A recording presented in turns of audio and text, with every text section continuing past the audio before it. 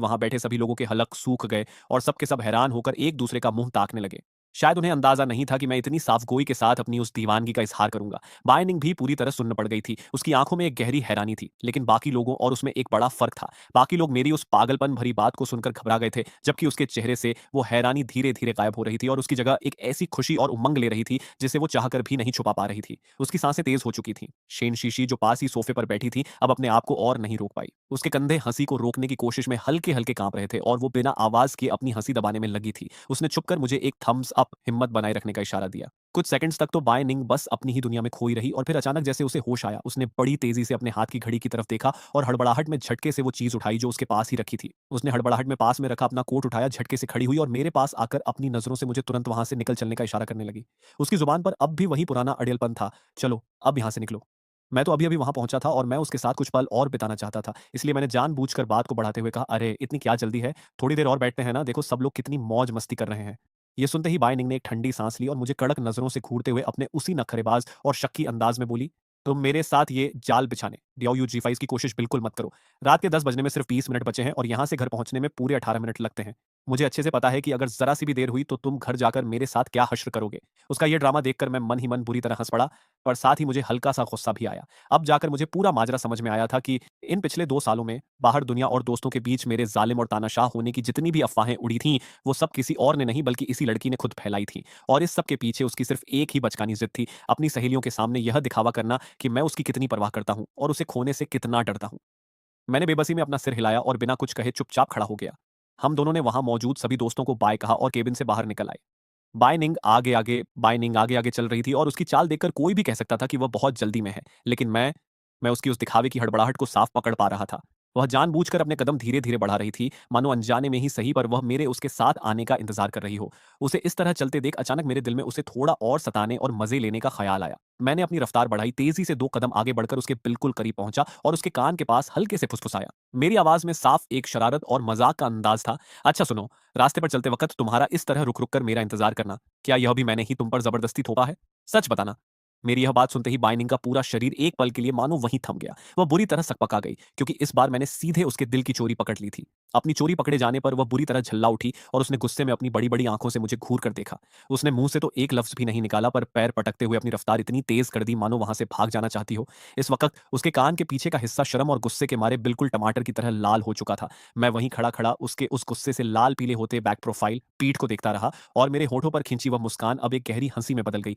मुझे इस वक़्त वह अपनी इस नादान ज़िद और नखरों के साथ दुनिया में सबसे ज़्यादा प्यारी लग रही थी। वह आगे भागती रही और मैं बिल्कुल आराम से मध्यम कदमों से उसके पीछे-पीछे चलने लगा। मैंने उसे आगे और नहीं चिढ़ाया, बस चुपचाप उसे अपने सामने चलते हुए देखता रहा, बस चुपचाप उसे अपने सामने चलते हुए देखता रहा और मेरा दिल एक अजीब से सुकून और गर्माहट से भर गया।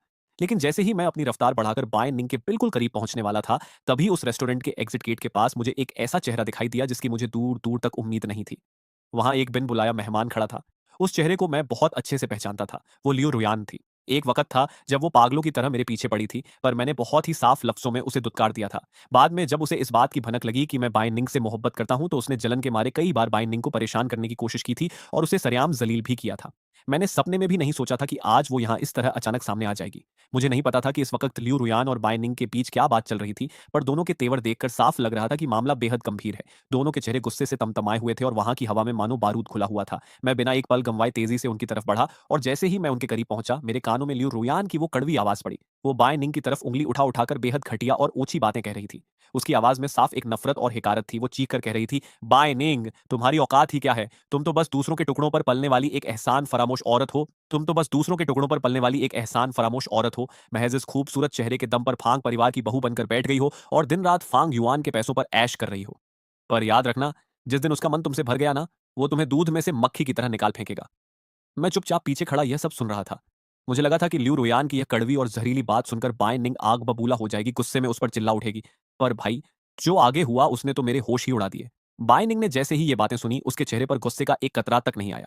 इसके उलट उसके होठों पर एक बेहद नखरेबाज, घमंडी और कातिलाना मुस्कान तैर गई। वह अपनी उसी पुरानी आदत के मुताबिक अपनी सहेलियों के सामने जैसे शेखी बघारती थी, बिल्कुल वैसे ही ल्यू रोयान के सामने अपने हाथ नचाते हुए बड़े गर्व से बोली, "देखो, तुम्हारा ये जो थोबड़ा है ना, इसे देखकर कोई भी कह सकता है कि दूसरों के टुकड़ों पर पलना तुम्हारे बस की बात तो वैसे भी नहीं है। पर मेरे पास तो मेरा पति है, जो मेरा पूरा खर्च उठाता है। मैं उसका खाऊं, उसका पहनूं या उसके पैसों को पानी की तरह बहाऊं। इसमें भला तुम्हारे पेट में क्यों दर्द हो रहा है?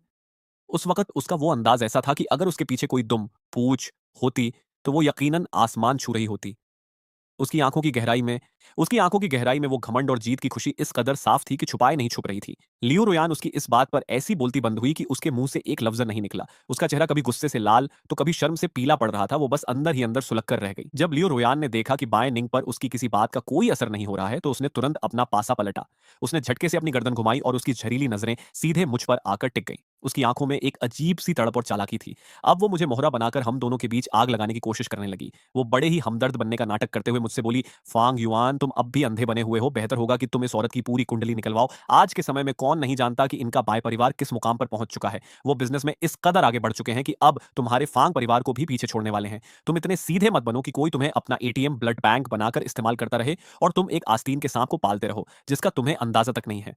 लियो रोयान की यह बात सुनकर पास ही धुंधली रोशनी में खड़ी बाय निंग ने अपने दोनों हाथ चुपचाप अपनी कोट की जेबों में डाल ली। उसकी आंखों में एक ऐसा गहरा सन्नाटा छा गया जिसे पढ़ पाना नामुमकिन था, मानो वो डर रही हो कि अब मेरा क्या रिएक्शन होगा। मैंने बिना एक पल गंवाए तेजी से अपने कदम बढ़ाए और सबके सामने बहुत ही सहजता से आगे बढ़कर अपना हाथ उसकी बाजू में डाल दिया और झटके से घूमकर उस औरत को बेहद कड़े और दो टूक लफ्जों में जवाब दिया, मैं अपनी पत्नी को अपनी मर्जी से संभाल रहा हूं, उस पर खर्च कर रहा हूं और इसमें मेरी पूरी रजामंदी है। तुम होती कौन हो हमारे बीच में टांग अड़ाने वाली? अपने काम से काम रखो। उसी पल मैंने अपनी तिरछी नजरों से देखा कि बायनिंग इस बार अपनी भावनाओं को काबू में रखने में पूरी तरह नाकाम रही। ये पहली बार था जब उसका वो कड़क चेहरा पूरी तरह पिघल गया था। उसके होठों की वो खूबसूरत मुस्कान अब छुपाए नहीं छुप रही थी और उसकी आंखों की गहराई में एक बेहद मीठा और नरम सा एहसास तैर रहा था।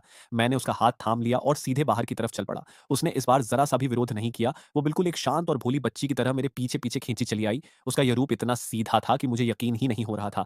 गाड़ी में बैठने के बाद वो चुपचाप बगल वाली सीट पर बैठ गई। उसकी नजरें सामने सड़क पर तो थीं, पर वो कहीं खोई खोई सी लग रही थी। साफ पता चल रहा था कि उसके दिमाग में अब भी मेरा वो सबके सामने उसका साथ देने वाला जुमला ही घूम रहा था। मैंने गाड़ी स्टार्ट करने से पहले थोड़ा रुककर बेहद संजीदगी और नकली गौस्से के साथ उसकी तरफ देखा। मेरी आवाज में थोड़ी सी शिकायत थी। वह औरत सबके सामने तुम्हारी बेइज्जती करने पर उतारू थी, तुम्हारी तरफ उंगली उठा रही थी और तुम चुपचाप खड़ी सुन रही थी। तुम्हें पलटकर एक करारा जवाब देना नहीं आता था क्या? बाय निंग ने मेरी यह डांट सुनकर बहुत ही मासूमियत से अपने कंधे उचकाए। उसने अपना एक हाथ अपने सिर के नीचे टिकाया, अपनी गर्दन को थोड़ा सा मेरी तरफ झुकाया और बेहद लाड और नखरे भरे अंदाज में बोली अपनी गर्दन को थोड़ा सा मेरी तरफ झुकाया और बेहद लाड और नखरे भरे अंदाज में मैं धीरे से बोली, अब तुम ही बताओ, इसमें मैं और कर ही क्या सकती हूँ? वैसे देखा जाए तो उसने जो कुछ भी कहा वो पूरी तरह गलत भी तो नहीं था। सचमुच इस वक्त मैं दूसरों के टुकड़ों पर पलने वाली ही तो हूँ। वो एक पल के लिए रुकी और फिर अपनी बात को पूरा करते हुए मुस्कुराकर बोली, तुम्हें याद है ना, शादी के वक्त तुमने अपने सारे शेयर्स और प्रॉपर्टी मेरे नाम कर दी थी। तो तकनीकी तौर पर देखा जाए तो आज मैं तुम्हारे ही बलबूते पर ऐश कर रही हूँ, इसमें कोई शक नहीं है। उसकी यह दलील सुनकर मैं तो बिल्कुल अवाक रह गया, मेरे मुंह से कोई शब्द ही नहीं निकला। एक तरफ मुझे उसकी इस नादानी पर गुस्सा आ रहा था, तो दूसरी तरफ दिल में एक अजीब सा दर्द महसूस हो रहा था। मैंने मन ही मन पक्का इरादा कर लिया कि एक बार बस घर पहुंचने दो, आज तो इससे पूरा हिसाब किताब चुकता करके ही रहूंगा। घर पहुंचते ही मैंने बिना कोई वक्त गंवाए अपने शर्ट की आस्तीनें ऊपर चढ़ाई, हाथ में पकड़ा हुआ ऑफिस बैग लापरवाही से सोफे पर पटका और सीधे किचन की तरफ मुड़ गया। मैंने फ्रिज से निकालकर एक गिलास बर्फ जैसा ठंडा पानी एक ही सांस में हलक के नीचे उतार लिया, ताकि सीने में सुलग रही उस आग को थोड़ा शांत कर सकूं। इस पूरे वक्त में बाय निंग की नजरें साय की तरह मेरे पीछे पीछे घूम रही थीं। उसकी आंखों में एक अजीब सा डर और बेहद छुपा हुआ संकोच साफ दिख रहा था। वह बहुत ही सावधानी से मेरे हर एक कदम पर अपनी नजर रखे हुए थी। वह बहुत ही सावधानी से मेरे हर एक हाव भाव को पढ़ रही थी। मैंने पानी का ग्लास साइड में रखा और अपना एक हाथ आगे बढ़ाकर सीधे सेंटर टेबल चाय की मेज पर टिका दिया। मैं थोड़ा सा उसकी तरफ झुका और अपनी नजरें सीधे उसकी आंखों में गड़ाते हुए बेहद कड़े लहजे में पूछा, बाय निंग, आखिर ये सब? पर उसने मेरे इस गुस्से को देखकर भी अपने चेहरे का रंग बदलने नहीं दिया। उसने अपनी पलकें तक नहीं झपकाईं और बिना किसी डर के सामने देखते हुए फिर से एक नया झूठ करना शुरू कर दिया। तुम अपनी याददाश्त खोने से पहले बिल्कुल ऐसे नहीं थे। कहीं ऐसा तो नहीं कि तुम खुद यह भूल चुके हो कि तुम अभी सिर्फ याददाश्त खोने का नाटक कर रहे हो? उसका यह पलटवार सुनकर मैंने अपने होठों को भींच लिया। मेरा दिमाग इस वक्त 100 की रफ्तार से दौड़ रहा था और मैं इस जाल से बाहर निकलने के लिए कोई ना कोई बहाना ढूंढने में लगा था। आखिरकार जब मुझे कोई रास्ता नहीं सूझा तो मैंने भी बात को घुमाने के लिए एक सफेद झूठ बोल ही दिया। तुम मुझे बेवकूफ बनाने की कोशिश बिल्कुल मत करो। माना कि मेरी याददाश्त चली गई है, पर इसका मतलब यह नहीं कि मेरा दिमाग काम करना बंद कर चुका है। मैंने खुद शेन फान से तुम्हारे बारे में सब कुछ पूछ लिया है। उसने मुझे साफ-साफ बताया है कि तुम हमेशा से अपनी मर्जी की मालिक रही हो और अपनी जिंदगी खुलकर जीती आई हो। मैंने तो आज तक तुम पर कभी कोई पाबंदी लगाई ही नहीं। ये कहते हुए जब मैंने उसकी तरफ देखा तो हमारे लिविंग रूम की सीलिंग लाइट सीधे बाइंडिंग के ऊपर पड़ रही थी, जिससे उसके खूबसूरत चेहरे पर एक हल्की और गहरी परछाई उभर आई थी। मुझे नहीं पता कि मेरे मुंह से निकली इस बात ने उसके दिल के किस कोने को चोट पहुंचा दी थी, पर उसने अचानक अपनी भौहें सिकाड़ी और उसकी आवाज में एक अजीब सी जिद और पागलपन साफ झलकने लगा। तो फिर तुमने आज तक मुझ पर हक क्यों नहीं जताया? क्यों तुमने मुझे हमेशा अपनी मर्जी पर छोड़ दिया? उसका ये अजीब-सा सवाल सुनकर मैं तो बिल्कुल सन्न रह गया। कुछ सेकंड्स के लिए तो मेरा दिमाग ही ब्लैंक हो गया और मुझे समझ नहीं आया कि मैं क्या जवाब दूँ। बाय निंग अपनी पलकें झपकाए बिना लगातार मुझे ही घूरे जा रही थी, मानो मेरे दिल के अंदर झाँक लेना चाहती हो। पर जब उसने देखा कि मैं सचमुच बेहद हैरान और उलझन में हूँ, तो आखिरकार उसने एक लंबी और गहरी साँस ली। उसकी इस ठंडी साँस में एक ऐसा पछतावा और दर्द छुपा था, जिसे वो चाहकर भी छुपा नहीं सकी। उसने धीरे से कहा, "छोड़ो, कुछ नहीं।" इतना कहने के बाद उसने अपने होंठ भींच लिए और पूरी तरह खामोश हो गई। हम दोनों के बीच अब एक भारी सन्नाटा पसर चुका था, मानो कमरे की हवा ही जम गई हो। दोनों में से कोई भी झुकने को तैयार नहीं था, पर आखिरकार इस मूक जंग में मुझे ही अपने घुटने टेकने पड़े। मैं सोफे से खड़ा हुआ और धीरे-धीरे उसके करीब बढ़ने लगा। जैसे ही मैं उसके बिल्कुल पास से गुजरा, तो शायद उसे लगा कि मैं थक चुका हूँ और अपने कमरे में आराम करने जा रहा हूँ, इसलिए उसने बिना कुछ कहे शालीनता से खुद को थोड़ा पीछे समेटा और मुझे जाने के लिए रास्ता दे दिया। लेकिन मैं वहां से आगे नहीं बढ़ा, बल्कि उससे महज एक मुट्ठी की दूरी पर जाकर अचानक रुक गया। इससे पहले कि वो कुछ समझ पाती, मैंने फुर्ती से अपना हाथ आगे बढ़ाया और मजबूती से उसकी कलाई को अपनी उंगलियों में जकड़ लिया। इससे पहले कि वो कुछ समझ पाती, मैंने फुर्ती से अपना हाथ आगे बढ़ाया और मजबूती से उसकी शर्ट के कॉलर को अपनी उंगलियों में जकड़ लिया। मैंने पूरी ताकत से उसे नीचे की तरफ खींचा, जिससे उसका शरीर आगे झुका और वह बिल्कुल मेरी आंखों के सामने मेरी बराबरी में आ गई। मैं साफ महसूस कर सकता था कि मेरी इस अचानक और बेबाक हरकत ने उसे अंदर तक हिला दिया था। उसकी आंखों में एक पल के लिए गहरी हैरानी और अचरज साफ चमका, पर ठीक अगले ही पल वो हैरानी कहीं गायब हो गई और उसकी जगह एक ऐसी बेकाबू खुशी और पागलों जैसी दीवानगी ने ले ली, जिसे वो लाख चाहकर भी नहीं छुपा पा रही थी। मैंने उसकी आंखों में सीधे अपनी नजरें गड़ाई रखी। मेरी आवाज में इस वक्त एक गहरी शिकायत, मायूसी और हार न मानने वाली जिद थी। बाय निंग, मुझे लगता है कि इस पूरे खेल में सबसे बड़ा नुकसान मेरा ही हुआ है। बाहर की पूरी दुनिया को ऐसा लगता है मानो मैं एक ज़ालिम इंसान हूँ जो तुम पर ज़बरदस्ती हुक्म चलाता है, पर सच तो यह है कि मैंने आज तक ऐसा कुछ किया ही नहीं। ये मेरे साथ सरासर नाइंसाफ़ी है। मेरी यह बात सुनकर उसने मेरी तरफ देखा। उसकी उन घनी काली आँखों की गहराई में इस वक़्त का जज़्बातों का एक ऐसा तूफ़ान उमड़ रहा था, जिसे लफ़्ज़ों में बयाँ करना नामुमकिन था। उसने अपने होठों को थोड़ा-सा सिकाड़ा और अपनी आवाज़ की टोन को हल्का-सा बदलते हुए बेहद कातिलाना और मदहोश कर देने वाले अंदाज़ में पूछा, "अच्छा, तो फिर अब तुम क्या करना चाहते हो?" उसका यह लहज़ा ऐसा था मानो वो जानबूझकर मुझे उकसा रही हो। मुझे अपनी उँगलियों पर नचाते हुए मेरे मुँह से आगे की बात उगलवाना चाहती हो।